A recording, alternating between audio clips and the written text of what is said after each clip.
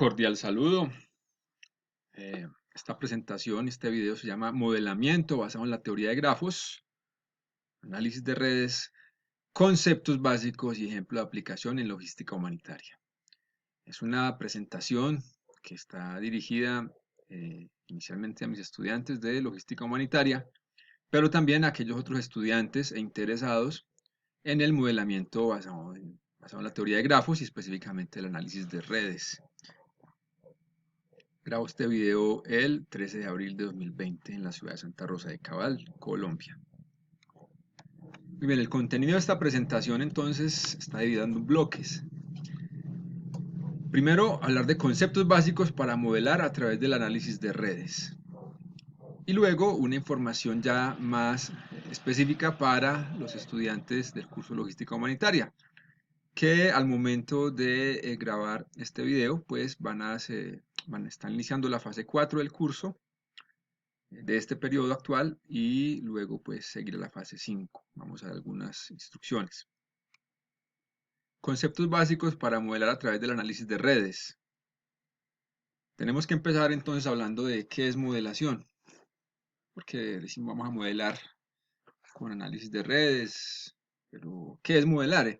Entonces la modelación es un enfoque para operar, bien sea de forma práctica o teórica, con un objeto, proceso, sistema de forma indirecta. Y para ello vamos a utilizar cierto sistema intermedio auxiliar que puede ser natural o artificial llamado modelo. Esa, en pocas palabras, es una definición de modelación. Aquí tenemos una fuente de la que adapté esta definición. Y hay que decir entonces que el modelo actúa como representante, sustituto de tal objeto, proceso o sistema. Es algo así como una versión simplificada de la realidad que disminuye la complejidad al considerar las variables más relevantes según el fin que se persigue y al darles una cierta manipulación ya no en la vida real, que puede ser muy costoso, sino de una forma que puede ser, bien sea natural o artificial, pero a través de un sistema intermedio auxiliar que ya no es tan costoso. Bien, aquí algunas imágenes que nos pueden ayudar a ilustrar lo que es la modelación. ¿Por qué modelar desde la perspectiva de redes? Sería una pregunta que quiero responder para que empecemos a entender entonces la importancia de este enfoque y no solo la importancia, sino que tiene múltiples aplicaciones en la que vamos a ver en este video pues data sobre gestión logística humanitaria, pero se encuentran N cantidad de aplicaciones, muchas aplicaciones en diferentes campos, en ciencias sociales o en ciencias biológicas y en otro tipo de ciencias. Entonces, ¿por qué modelar desde la perspectiva de redes? Los fenómenos en el mundo real suelen estar influenciados por la interacción que se da entre el entramado de elementos que intervienen en ellos, en estos fenómenos. Y a ese entramado de elementos podríamos llamarlo que la red. Tal es el caso de las decisiones, por ejemplo. Están influenciadas por la red social, organizacional y las interacciones que allí se dan. Acabo de recordar un ejemplo de alguna vez, leí por allí en algún libro que había un estudio en el cual se concluía que los ingresos promedios de una persona no variaban más allá de un 20% del de los amigos más cercanos o personas más cercanas con los cuales se relacionaba. Entonces, fíjese que ahí hay un entramado, unas relaciones, unas interacciones sociales, si estamos hablando de personas organizacionales, estamos hablando de empresas o de otro tipo, biológicas, por ejemplo, y ese entramado y esas interacciones, esas relaciones, pues terminan determinando en cierta medida los resultados de ese sistema o de ese fenómeno. Modelar la red además nos permite conocer sus propiedades, representar sus características, analizar patrones y encontrar fuentes de mejora para realizar intervenciones con un fundamento científico. Es decir, pues finalmente modelamos un fenómeno, lo representamos, hallamos patrones, pero también ¿qué queremos? Mejorar o hacer ciertas intervenciones de una manera, por ejemplo, menos costosas antes de pasar a la realidad, pero también con un fundamento científico, porque van a ver entonces que se deriva casi que del trabajo científico que durante décadas, si no siglos, han desarrollado diferentes investigadores digamos que décadas para concretar lo que hoy vamos a ver, pero pues ya habían pensadores que desde hace siglos también en cierta manera daban ideas sobre estos temas. Y en particular vamos a referirnos al análisis de redes sociales, en inglés Social Network Analysis, que es un campo de estudio soportado en la teoría de grafos, que mide y analiza las relaciones entre entidades, así como los patrones e implicaciones de estas relaciones. Es una definición adaptada de este autor que es famoso. Y entonces aquí vamos empezando a ver que cuando hablamos de análisis de redes sociales en el campo académico, científico y de la modelación, no nos referimos exclusivamente a las redes sociales que tal vez estamos acostumbrados a trabajar, tipo Facebook, Instagram, Twitter, etc. No, esto realmente lo que hay detrás es un campo de estudio, soportado en la teoría de grafos, es un campo muy matemático, ¿sí? que mide y cuantifica relaciones entre entidades para hallar patrones e implicaciones de esas relaciones y de esos patrones. Y las relaciones a estudiar pueden ser múltiples: económicas, políticas, de cooperación, afectivas, comunicativas, de transferencia. Pero entonces puede haber transferencia de dinero, de información, de bienes de otro tipo, etcétera. Realmente aquí, en el modelamiento con el análisis de redes sociales, los límites los pone en la mente del modelador, porque se pueden modelar una gran variedad de fenómenos. En este campo se han desarrollado conceptos y métodos para analizar los datos de la red que se está modelando. Y aquí vamos a encontrar una gran cantidad de desarrollos que nos sirven para hacer diferentes tipos de análisis y en consecuencia para soportar la toma de decisiones desde diferentes perspectivas. Bien, entonces hay literatura que ustedes pueden consultar y este es el enfoque que vamos a trabajar en esta presentación o que seguiremos trabajando. Bien, entonces, siguiendo con este tema, veamos ahora los elementos básicos en la teoría de grafos. Hablemos primero de la red, que es un conjunto finito de actores y las relaciones establecidas entre ellos. El concepto de red se basa en el hecho de que cada actor se relaciona con otros dentro de la red como un todo, pero a la vez los demás actores se relacionan con otros y así sucesivamente, como lo vemos acá en esta figura del lado derecho. Los nodos se corresponden con cada uno de los actores que conforman la red y que se encuentran vinculados por algún tipo de relación que ya decíamos antes, puede ser económica, de transferencia de dinero, de información o de otro tipo. Y tenemos también como tercer elemento importante las conexiones, que son los vínculos existentes entre cada par de actores que conforman la red. Todo esto fue tomado textualmente de Gómez 2017, página 50. No obstante, acá quiero hacer una acotación y es que pues acá estamos en esta definición hablando de actores, la tomé porque me parece una definición muy concreta, concisa y también hay que decir que los actores serían una entidad en esta definición, pero más allá los nodos también son conocidos como vértices. O sea que si ustedes estudian algún libro o documento, es posible que no le hablen de nodos ni de actores o entidades, sino que le hablen de vértices. Pero también a las conexiones se les denomina enlaces muy frecuentemente o aristas. Esto es para tenerlo en cuenta ya en el lenguaje.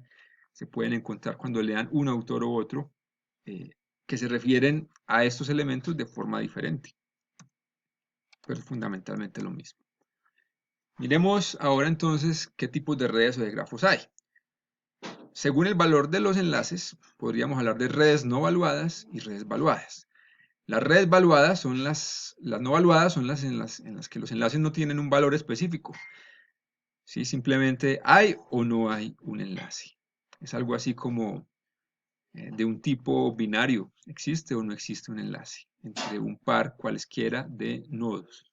Mientras que una red valuada admite que hay un enlace, ¿sí?, entre nodos o entre parejas de nodos, pero también ese enlace, esa conexión o esa arista tiene un valor que puede ser diferente de uno a otro enlace.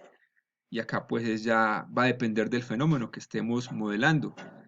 Si es dinero, si es algún flujo de información o biológico, qué sé yo, etcétera, etcétera. Entonces esto puede tomar diferentes valores. Ahora, podríamos hablar también de redes según la dirección de los enlaces. Y también hay dos tipos, no dirigida y dirigida. En una red no dirigida, básicamente un enlace entre un par de nodos cualquiera implica que si N1 tiene enlace con N2 es lo mismo que N2 tiene enlace con N1. No hay una dirección allí en ese flujo necesariamente, no hay una dirección. Pero en la red dirigida sí la hay, por eso empiezan a aparecer flechas. ¿Sí? Que haya una flecha de N2 hacia N3 eh, no indica necesariamente que haya una relación en la dirección N3-N2, a excepción de que esté dibujada en la red o en el grafo. Entonces, en este ejemplo tenemos una relación de que va de N1 a N4, pero no hay una que vaya de N4 a N1. Simplemente lo que estamos viendo acá es que los enlaces, esas aristas, conexiones, tienen una dirección que va de un origen a un destino.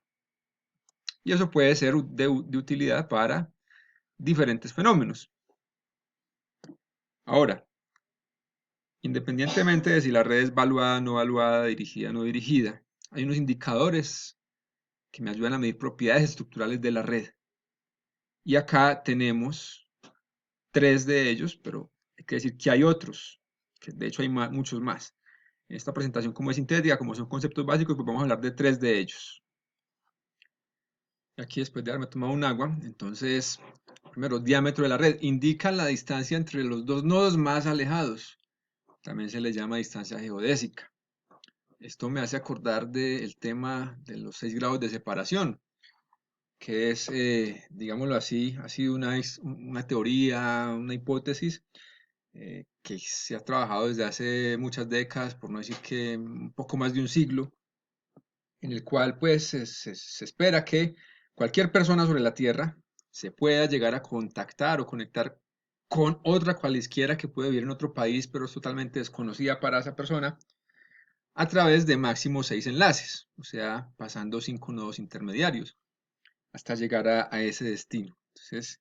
Entonces, ¿por qué? Porque como tiene un contacto, ese otro contacto tiene otros contactos y así sucesivamente, se fue estableciendo esa teoría y han habido algunos experimentos tratando de probarla, por ejemplo, como el de Duncan Watson en 2001, que quiso hacer algo así y entonces, considerando pues, más de 147, 150 países y le puso a la tarea a muchas personas de buscar otra persona completamente desconocida que incluso estaba en otro país.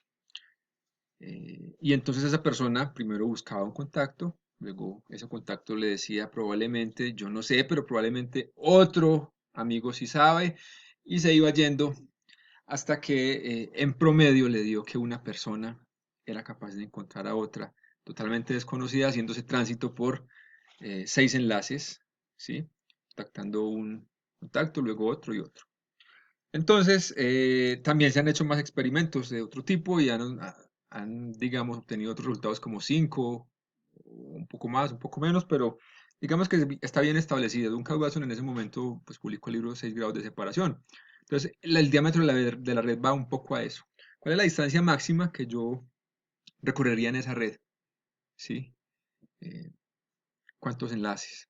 Entonces, la densidad de la red ya es otro concepto que me ayuda a verificar o me indica qué tan conectada está la red como un todo. Y esto es conexiones existentes versus conexiones posibles. Más adelante vamos a ver un ejemplo ya para verlo visualmente. Así como también está el coeficiente medio de agrupamiento, también llamado coeficiente de clustering. Indica el grado de cohesión entre vecinos. Si miramos que la red es una ciudad, por ejemplo, la ciudad tiene muchos habitantes y es posible que no haya una alta densidad o conexiones entre todos ellos. Pero si lo miramos por barrios, probablemente ya esperemos que sí haya una cohesión mayor entre vecinos. Y eso nos puede dar indicaciones en ciertos fenómenos para analizar ese fenómeno y tomar decisiones y analizar.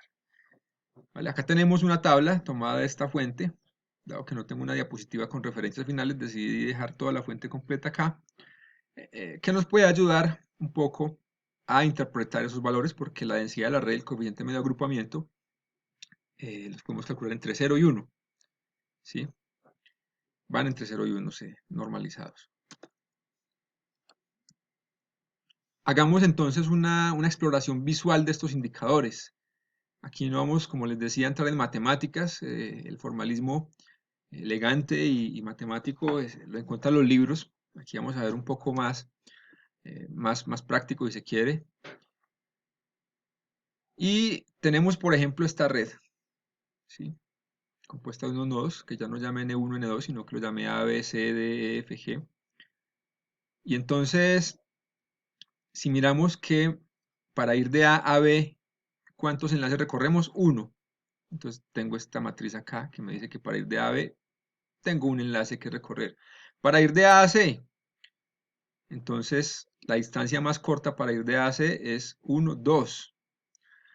O por acá también, 1, 2 enlaces. Yo también podría ir de A a C transitando por D, E y C, pero ya serían 3 enlaces. Digamos que si haces las posibles eh, rutas, entonces la más corta es de 2. Y así sucesivamente. Cuando tengo esta matriz con las distancias más cortas para ir de un nodo a otro cualquiera, entonces el diámetro viene siendo la distancia más larga, el valor más grande, ¿sí? Es como la distancia más larga entre las distancias más cortas para ir de un nodo a otro, si se quiere. Ese es el diámetro de la red, visto pues ya de manera más gráfico, y acá, como les digo, ya el formalismo matemático y demás se encuentran en los libros. La densidad la podemos calcular como el número de conexiones actuales reales entre los nodos versus o dividido el número de conexiones potenciales. ¿Cómo se calcula el número de conexiones potenciales? Potential connections. Esto es una gráfica que estoy utilizando de esta fuente que ven acá en la parte inferior. Entonces esas conexiones potenciales se calculan como n por n-1 dividido todo sobre 2. N es el número de nodos. Entonces miramos ejemplos sencillos. Esta red está compuesta por 2 nodos y un enlace. Entonces nodos 2. Conexiones potenciales, pues van a ser 1. ¿Por qué es 1? N, que es igual a 2, por n-1, que es 1. Entonces 2 por 1, 1, dividido 2, 1. Aquí hay una conexión potencial y hay una conexión real. Por tanto, la densidad de esta red A es 1 sobre 1, ¿sí? O 100% si lo queremos ver en porcentaje. Tenemos la red B, que está compuesta por 3 nodos, 3 aristas, lo mismo. Nodos 3, entonces las conexiones potenciales van a ser 3. Esto es 3 por 3 menos 1, 2. Y todo dividido sobre 2, da 3. Luego tenemos 3 conexiones reales. Entonces 3 dividido 3 da 1 o 100%. En este caso C, tenemos 3 nodos, 2 enlaces. Entonces si tenemos 3 nodos, las conexiones potenciales son 3. Y como tenemos 2 conexiones reales o actuales, pues entonces la densidad es 2 tercios. 0.667 o 66,7%. En la red que veíamos en el ejemplo anterior, entonces es una red con 8 nodos, quiere decir, y cuando contamos las conexiones reales actuales, contamos 11. Esta red tiene 8 nodos u 8 vértices y tiene 11 enlaces, 11 conexiones u 11 aristas. ¿Cuáles son las conexiones potenciales? Entonces 8 por 8 menos 1 dividido 2 igual a 28 conexiones potenciales. Entonces, ¿cuál es la densidad? Densidad es igual a 11 conexiones reales dividido 28 potenciales igual a 0.393 o 39.3% si lo queremos ver en porcentaje. Bien, entonces esa es la densidad de la red. Decíamos también que está el coeficiente medio de agrupamiento, clustering. El coeficiente medio de agrupamiento, clustering, para toda la red es básicamente un promedio de los coeficientes de agrupamiento locales para cada nodo. Es decir, cada nodo tiene un coeficiente de agrupamiento local. Cada nodo tiene ese coeficiente y entonces la de la red completa es el promedio de los coeficientes de todos los nodos. Si en el número de nodos es el coeficiente de agrupamiento local para el nodo I y entonces acá tenemos esta fórmula. Ahora, ¿cómo se calcula el coeficiente medio de agrupamiento para un nodo específico I? El número de triángulos reales dividido el número de triángulos posibles. Ya vamos a ver qué es esto. ¿Sí? Ya estamos hablando de vecinos. Decíamos que el coeficiente de medio de agrupamiento, clustering, hace referencia al grado de cohesión entre vecinos. Ya no en toda la red, sino entre vecinos. Entonces, triángulos reales son tripletas o son subgrafos, digámoslo así, de la red que tienen 3 enlaces y 3 nodos. Y uno de esos 3 nodos es n sub i, al que le estamos calculando el coeficiente. Es decir, que tenemos ahí 3 nodos conectados, todos con todos, de los cuales uno es n sub i. Pero también divido el número de triángulos posibles, y el número de triángulos posibles ya son subgrafos que pueden tener 2 o 3 enlaces y 3 nodos que incluyan a n sub i, o sea, el nodo al que le estamos calculando el coeficiente de agrupamiento local. Miremoslo ya gráficamente. Entonces, acá tenemos unos vectores para representar los coeficientes de cada uno de los nodos. Tenemos esta red, este grafo. A tiene 3 vecinos, es vecino de B, A es vecino de C y A es vecino de D. Y tiene entonces 3 triángulos posibles, ¿sí? Que sería el denominador, porque puede hacer un triángulo con B y con C, aunque no es real, pero es potencial. Mire, acá tenemos un subgrafo de 3 nodos y 2 enlaces, que es lo que estamos diciendo ahí. Entonces allí hay un triángulo potencial. Acá tenemos otro triángulo, otro subgrafo que tiene 3 nodos y 2 enlaces. Y acá tenemos otro triángulo potencial. ¿Por qué? Porque tiene 3 nodos, tiene 2 enlaces, podría tener 3, pero tiene que tener al menos 2. Y entonces hay 3 triángulos potenciales, posibles. ¿Pero cuántos hay reales? Ninguno. A no está armando triángulo con ninguno. Entonces, el coeficiente de agrupamiento local para A va a ser 0 tercios y 0. Y lo mismo podemos hacer bajo la misma lógica los siguientes. Para B, por ejemplo, B hace parte de este subgrafo BAC, que tiene 3 nodos, 2 enlaces, y hace parte de este subgrafo BAD, que tiene 3 nodos, 2 enlaces. Son conexiones potenciales. ¿Y cuántos triángulos hace realmente? 0, entonces 0. Promedio de 0, 0, 0, es 0. El coeficiente de agrupamiento, de clustering de esta red que vemos en esta sencilla red es 0. ¿Qué pasa si a la red le añadimos además una arista, una conexión, un enlace entre B y C? Bueno, entonces, bajo la misma lógica podríamos calcular los triángulos posibles. Para A sigue siendo 3 triángulos posibles, para B siguen siendo 2, 2, 2. Lo que ya empieza a cambiar son los triángulos reales, miren. Hay un triángulo BAC, entonces 1 de 3. Y para B, entonces tiene un triángulo posible de 2. Para C, que también participa en este triángulo, pues tiene un triángulo real de 2 posibles, entonces es un medio. Y para D, que en este caso tiene dos triángulos posibles, no tiene ninguno real, entonces 0 medios. Cuando sacamos el promedio da 0.333. Bien, ¿qué pasa entonces si añadimos otro vértice acá? Vértice no, perdón, otra arista entre los vértices de D y C, o entre los nodos D y C.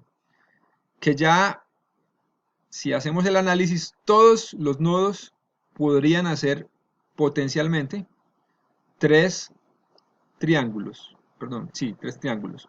Ahora, ¿cuántos hay reales? Para el nodo A, 2 reales de 3 posibles. Acá hay uno que no es real, no es actual, entonces pues no se cuenta. 2 tercios. Y así sucesivamente. Cuando sacamos el promedio, eso nos da 0.5. Es decir que el coeficiente de agrupamiento de clustering de esta red, de este grafo, es 0.5. ¿Y qué pasa entonces si trazamos la otra arista entre B y D? Pues que ya nos queda un grafo que tiene coeficiente medio agrupamiento de 1, porque hay tantos triángulos reales como posibles con estas características. Bueno, espero haberme hecho entender. Si lo encuentran en los libros van a encontrar la definición un poco más matemática, pero esto es lo que hay detrás. Ahora, si la red tiene unos indicadores, los nodos que participan en esa red también podrían tener unos indicadores, o se les puede calcular unos indicadores bajo el análisis de redes. ¿Cuáles indicadores son? En este caso, el grado, el número de conexiones que tiene el nodo, suponiendo una red no dirigida. cuántas conexiones tiene un nodo cualquiera, ¿cierto? Grado. Entonces este nodo tiene 1, 2, 3, 4, 5, 6, 7, 8 conexiones suponiendo, entonces su grado es 8. Claro, ya si la red es dirigida, ya empezamos a hablar del grado de entrada y grados de salida.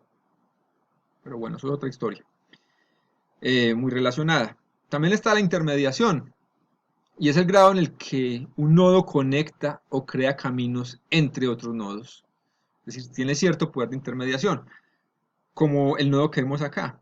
Probablemente este nodo no tiene, o probablemente no, se ve que solo tiene un grado de 2, tiene una y dos conexiones. Sin embargo, tiene mucho poder de intermediación, porque mide toda la cantidad de nodos que hay acá y todos los que hay acá. Y para unir cualquiera de estos nodos con cualquiera de estos de acá, debo pasar por este nodo. Entonces espera que este nodo tiene un grado de intermediación crítico, ¿sí? Tiende a dar alto. Si lo vemos, que también acá estos indicadores el de la intermediación se normaliza de 0 a 1. La centralidad del vector propio es otro indicador que pueden tener los nodos. Y es como una medida de prestigio de cada nodo que se basa pues también en la importancia de los nodos con los cuales se conecta.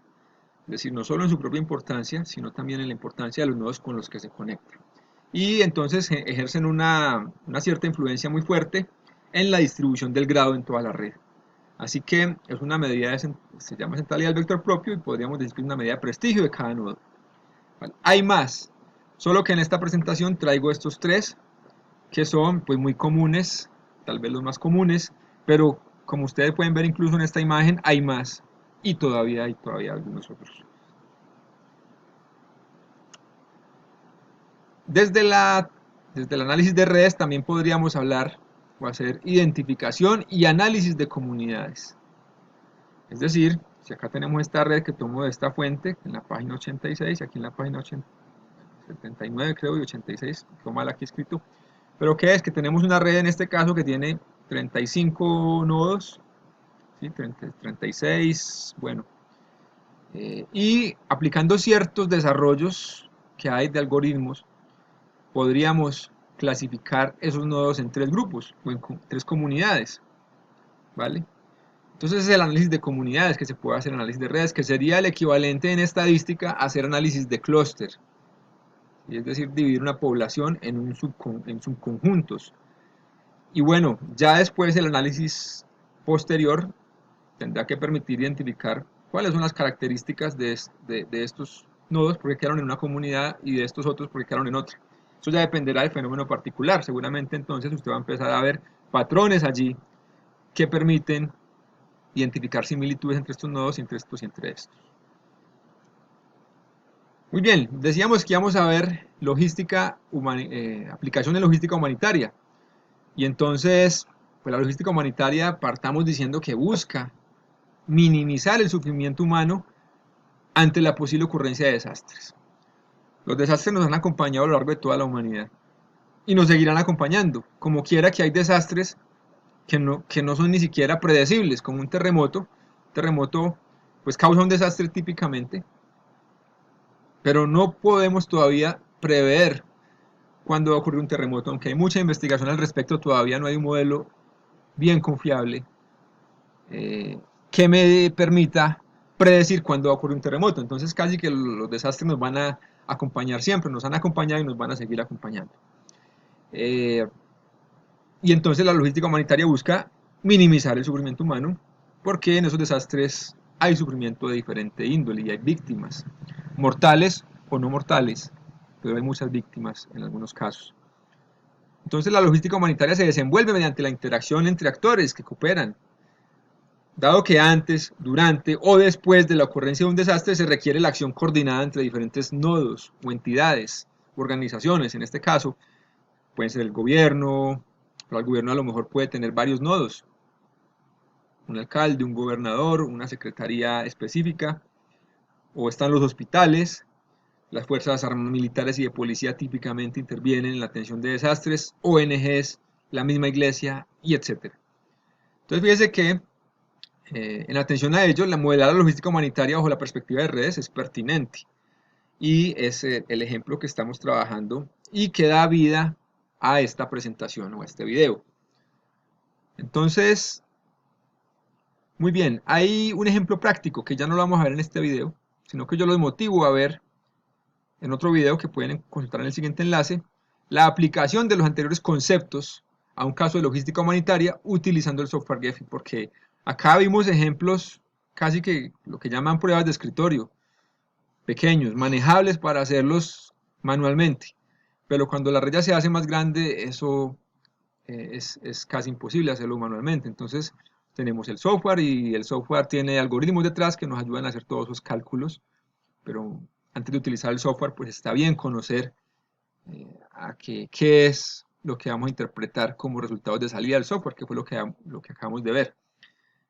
Y van a ver cuando utilicen el software Gephi, que es un software gratuito además, que puede modelar otros fenómenos que no sean logística humanitaria, de un lado, pero también de otro lado que van a encontrar más indicadores y más resultados que ustedes podrían analizar y que no fueron abordados en esta presentación por el alcance de la misma. Entonces los invito a ver en este video, que lo voy a dejar aquí copiado bajo la descripción de este que publico en YouTube, para que ustedes lo puedan copiar y pegar fácilmente la URL en sus navegadores. Muy bien, había dicho al principio que estaba dividida esta presentación, este video en dos bloques. Ya lo que voy a hablar en adelante es para los estudiantes del curso Logística Humanitaria que están en este momento, 13 de abril, iniciando la fase 4 del curso. Así que eso lo voy a hacer en un video aparte para no alargarlo más. Y espero pues que a los que hayan visto esta presentación, sea estudiante o no, les haya sido de alguna utilidad lo que vimos, los conceptos básicos respecto al modelamiento bajo la teoría de grafos y específicamente bajo el análisis de redes sociales. Que esté muy bien.